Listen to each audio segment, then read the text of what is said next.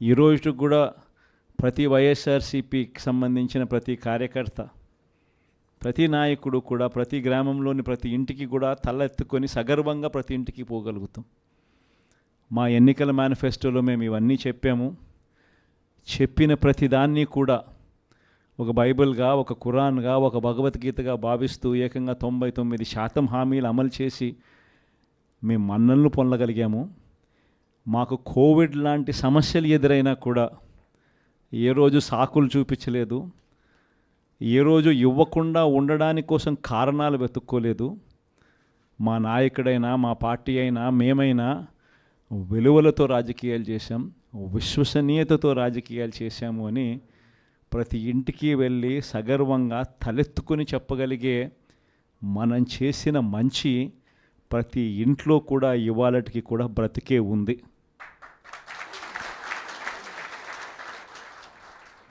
ఈ మంచి ఎక్కడికి పోలేదు. కానీ వాళ్ళు చేసిన మోసం, ప్రతి ఇంటికి వెళ్ళి ఓట్లు అడిగేటప్పుడు అక్కడ చిన్నపిల్లలు కనపడితే నీకు 15,000, నీకు 15,000, నీకు 15,000, నీకు 15,000, సంతోషమా? ఆ ఇంట్లో నుంచి ఆ పిల్లల తల్లి బయటకు వస్తే నీకు 18,000, సంతోషమా?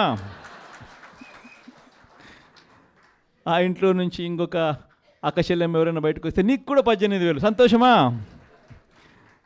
ఆ ఇంట్లో ఎవరైనా ముస్లాం బయటకు వస్తే నీకు 4,000, సంతోషమా? అని ఇట్లా మాటలకు నిజంగా ఇటువంటి అబద్ధాలకు, ఇటువంటి మోసాలకు కాస్త ఆ ఇంట్లో ఒక 20 ఏళ్ళ పిల్లోడో 18 ఏళ్ళ పిల్లోడో ఎవడన్నా బయటకు వస్తే నీకు నెల 3,000 రూపాయలు నిరుద్యోగ భృతి, నీకు సంతోషమా?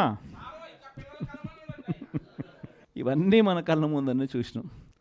అంటే ఇటువంటి ప్రలోభాలకు ప్రజలు కూడా ఏమో జగన్ చేసినాడు కదా, జగన్ బాగానే చూసుకున్నాడు మమ్మల్ని అందరినీ, జగన్ పలావ్ పెట్టాడు, చంద్రబాబు నాయుడు బిర్యానీ పెడతానంటున్నాడు,